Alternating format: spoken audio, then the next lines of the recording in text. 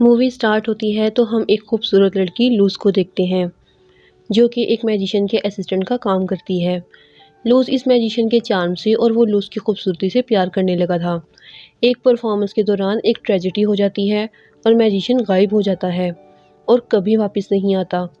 اس کا یوں غائب ہونا لوز کو ڈپریشن میں لے کر چلا جاتا ہے اور کچھ ریزنز کی وجہ سے لوز کو لگتا ہے کہ وہ واپس ضرور آئے گا، کیونکہ اگر اس کے پاس غائب ہونے کی ایبیلٹی ہے تو واپس آنے کی بھی ہے۔ میجیشین کے غائب ہونے کے بعد لوز پریگننٹ ہو جاتی ہے، لیکن یہ بات کسی کو پتہ نہیں ہے۔ اب بچے کی ڈیلیوری بھی اسے خود ہی کرنی پڑتی ہے۔ ایک رات کو اس کا بچہ ہوتا ہے لیکن وہ بھی انویزیبل ہوتا ہے اور اس بچے کا ہونا یہ پروف کرتا ہے کہ وہ کسی ڈیلوژن میں نہیں ہے۔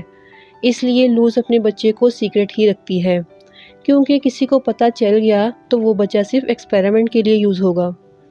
وہاں ایک نرس آتی ہے اور ڈیلی لوز کو کھانا اور دوائیاں دیتی ہے، لیکن اس نرس کو انویزیبل بچے کا پتہ نہیں چلتا، حالانکہ وہ روم میں ہی ہوتا ہے۔ اب لوز اس کا نام اینجل رکھتی ہے۔ وہ اس کی بہت کیئر کرتی ہے اور اسے نارمل بچوں کی طرح بڑا کرتی ہے۔ ہم دیکھتے ہیں کہ لوز اپنے بچے کو کھانا دیتی ہے، اسے بولنا سکھاتی ہے، کھانا سکھاتی ہے، پھر وہ اس کو لکھنا بھی سکھاتی ہے۔ اینجل کو اپنی مدر کے کپڑوں اور جوتوں سے کھیلنا بہت پسند ہے۔ بس یہی طریقہ ہے جس سے وہ اپنے آپ کو مرر میں دیکھ سکتا ہے۔ ہر رات کو لوز اپنے بچے کو اپنی بچپن کی کہانیاں سناتی ہے کہ کیسے وہ جنگل میں ایک کیبن میں رہتے تھے جو اس کے پاپا نے خریدا تھا، ان سے لیک پر جاتے ہیں۔ وہ لوز کی پوری دنیا میں فیورٹ پلیس ہے اور لوز یہ بھی امید رکھتی ہے کہ اس کا بیٹا وہ پلیس بھی دیکھ پائے گا۔ لوز اپنے بچے کو سوئمنگ بھی سکھانا چاہتی ہے، لیکن وہ اسے گھر سے باہر لے جانے پر ڈرتی ہے۔ لوز اپنے بچے کی برتھ ڈے پر بریڈ کی دونوں سائڈ پر پیج کی رول بنا کر جلاتی ہے جس سے کہ وہ کیک جیسا لگے۔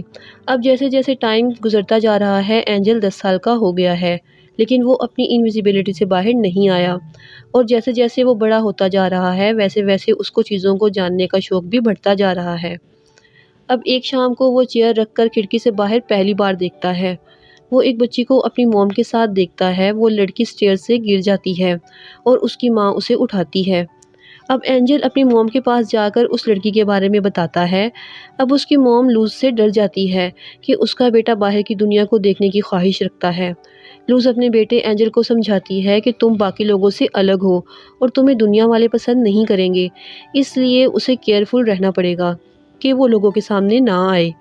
اب ان سب باتوں کو وہ سن تو لیتا ہے، لیکن اس لڑکی کے لیے اس کا انٹرسٹ روز بروز بڑھتا جا رہا تھا۔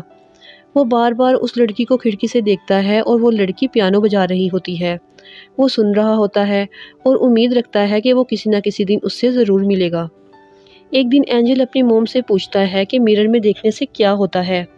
لوز کہتی ہے کہ تم خود کو مرر میں بہتر دیکھ سکتے ہو جیسے باقی لوگ دیکھتے ہیں۔ اب لوز کو اتنے سالوں بعد یہ بھی امید ہے کہ اس کا میجیشین لور واپس آئے گا۔ کافی سالوں کے انتظار کے بعد لوز کافی ڈیپ ڈپریشن میں چلی جاتی ہے۔ وہ پھر ہر کسی سے بہت کم بات کرتی ہے۔ جب وہ اپنے بیٹے اینجل کو خود سے دور رکھتی ہے تو وہ بہت اکیلا ہو جاتا ہے اور اپنا پورا دن وہ ڈرائنگ کرتے ہوئے گزار دیتا ہے۔ وہ خوبصورت لڑکی اینجل کو اپنے گارڈن سے دیکھتی ہے اور اینجل نروس ہو جاتا ہے۔ وہ اپنی موم کے پاس دوڑتے ہوئے آتا ہے، لیکن وہ بنا کچھ کہے اس سے منہ پھیر لیتی ہے۔ بعد میں وہاں نرسز آتی ہیں اور وہ جب وہاں سے باہر جاتی ہیں تو اسی بیچ اینجل کو باہر جانے کا موقع مل جاتا ہے۔ وہ وہاں سے آ کر اینجل پہلی بار گراس پر چلتا ہے اور تھوڑی دیر بعد وہ اس لڑکی کے بالکل سامنے آ کر کھڑا ہو جاتا ہے۔ وہ جھولے پر کھیل رہی ہوتی ہے اور وہ لڑکی اینجل کو محسوس کر لیتی ہے اور اسے پاس آنے کا کہتی ہے۔ اب اینجل حیران رہ جاتا ہے اور اس سے پوچھتا ہے کہ کیا تم مجھے دیکھ سکتی ہو؟ پھر وہ لڑکی کہتی ہے کہ وہ بلائنڈ ہے اور اس کی اسمیلنگ اور ٹچنگ سینس بہت اچھی ہے، اس لیے اس لڑکی نے اینجل کو اپنے پاس محسوس کر لیا ہے۔ ہمیں لگتا ہے کہ ہماری ہی لائف میں اتنی پرابلمز ہیں، لیکن جو لوگ کس ڈسیبلٹی کا شکار ہوتے ہیں وہ بھی اپنی زندگی کو خوشی خوشی جیتے ہیں، تو ہمیں بھی اپنی لائف میں زیادہ سٹریس نہیں لینا چاہیے۔ اب اینجل جس نے خود کو دیکھا ہی نہیں تھا وہ خود کی موجودگی کو محسوس کرنے لگا ہے۔ لڑکی خود کو انٹروڈیوس کرواتی ہے اور اپنا نام میڈلین بتاتی ہے۔ میڈلین اس کے ہاتھوں کو ٹچ کرتی ہے، وہ تھوڑا نروس ہو جاتا ہے۔ پھر جب اینجل جانے لگتا ہے تو میڈلین اسے پرومس لیتی ہے کہ وہ دوبارہ ادھر آئے گا۔ اب میڈلین کے بلائنڈ ہونے کی وجہ سے اس کا کوئی فرینڈ نہیں ہے، اس لیے اسے بھی اپنی ایج کے لوگوں سے بات کرنا اچھا لگتا ہے جیسے کہ اینجل کو لگتا ہے۔ اینجل وہاں سے اپنی موم کے پاس جا کر لیٹ جاتا ہے۔ لوز نے تو ہنسنا بولنا سب چھوڑ دیا ہوتا ہے۔ اینجل اپنی موم کو بتاتا ہے کہ اس کی ایک گرل فرینڈ ہے لیکن وہ کوئی ریئیکٹ نہیں کرتی۔ اب اینجل میڈلین کو ملنے جاتا ہے۔ میڈلین اس کا فیس ٹچ کرتی ہے اور اسے کلیئرلی اپنی امیجینیشن میں دیکھ لیتی ہے۔ اب اینجل اسے یہ بتاتا ہے کہ وہ اسے کھڑکی سے دیکھتا رہتا ہے اور اسے وہ پیانو کی آواز بھی بہت پسند آتی ہے۔ یہ سن کر میڈلین ہنسنے لگ جاتی ہے کیونکہ وہ صرف دو دھنیں ہی بجانا جانتی ہے اور وہ کچھ خاص پیانو بجانا نہیں جانتی۔ اب وہ دونوں ہائیڈ اینڈ سی کھیلتے ہیں جبکہ ان دونوں میں ایک انویزیبل ہے اور ایک بلائنڈ، اور جلد ہی دونوں کو ایک دوسرے کی عادت ہو جاتی ہے۔ اب اینجل اپنا زیادہ تر دن اس کے ساتھ ہی گزارتا ہے۔ پھر ایک دن وہ دونوں ایک دوسرے کو کس کرتے ہیں اور میڈلین پرفیکٹلی یہ بتا سکتی ہے کہ اینجل اپنی آئیز سے کس طرف دیکھ رہا ہے، لیکن اینجل اس سے بھی کچھ زیادہ خوش نہیں ہوتا۔